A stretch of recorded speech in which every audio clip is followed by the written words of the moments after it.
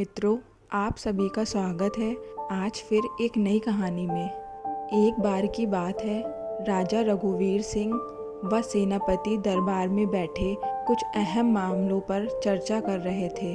तभी सेनापति ने राजा से कहा, मुझे लगता है कि ज़्यादातर पुरुष जोरों के गुलाम होते हैं और अपनी पत्नियों से डर कर रहते हैं। सेनापति की यह बात राजा को बिल्कुल पसंद न आई। उन्होंने इस बात का विरोध किया।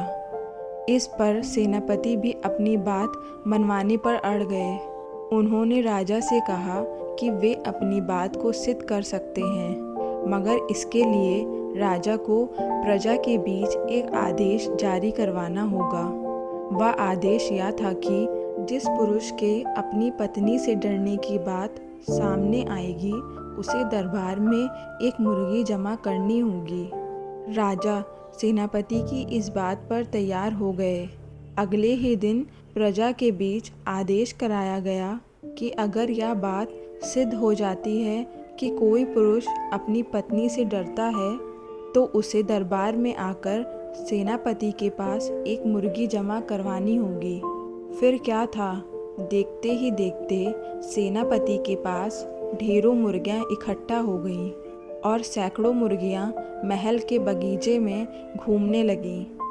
अब सेनापति राजा के पास पहुँचे और बोले, महाराज, महल में इतनी मुर्गियां इकट्ठा हो गई हैं कि आप एक मुर्गी खाना खोल सकते हैं, इसलिए अब आप इस आदेश को वापस ले सकते हैं। मगर महाराज ने इस बात को गंभीरता से नहीं लिया और महल में मुर्गियों की संख्या धीरे धीरे और भी ज़्यादा बढ़ने लगी। इतनी अधिक मुर्गियां महल में जमा हो जाने के बाद भी जब राजा रघुवीर सिंह सेनापति की बात से सहमत नहीं हुए, तो सेनापति ने अपनी बात सिद्ध करने के लिए एक नया उपाय निकाला। एक दिन सेनापति राजा के पास गए और बोले, महाराज, मैंने सुना है कि पड़ोस के राज्य में एक बहुत ही खूबसूरत राजकुमारी रहती है। अगर आप चाहें तो क्या मैं आपका रिश्ता वहाँ पक्का कर आऊँ? यह सुनते ही राजा चौंक उठे और बोले, सेनापति, तुम ये कैसी बात कर रहे हो? महल में पहले से ही 2 महारानियाँ मौजूद हैं। अगर उन्हें इस बात की भनक भी लगी तो मेरी खैर नहीं होगी। यह सुनकर सेनापति ने तपाक से जवाब दिया, चलिए महाराज, फिर तो आप भी मेरे पास 2 मुर्गियां जमा कर ही दीजिए। राजा सेनापति का ऐसा जवाब सुनकर शर्मा गए और उन्होंने अपना आदेश उसी वक्त वापस ले लिया। कहानी से सीख।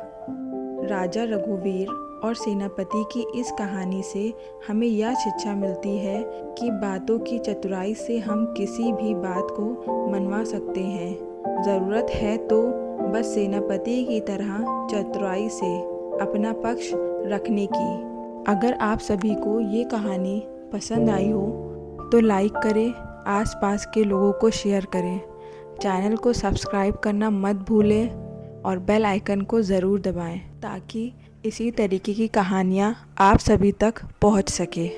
धन्यवाद।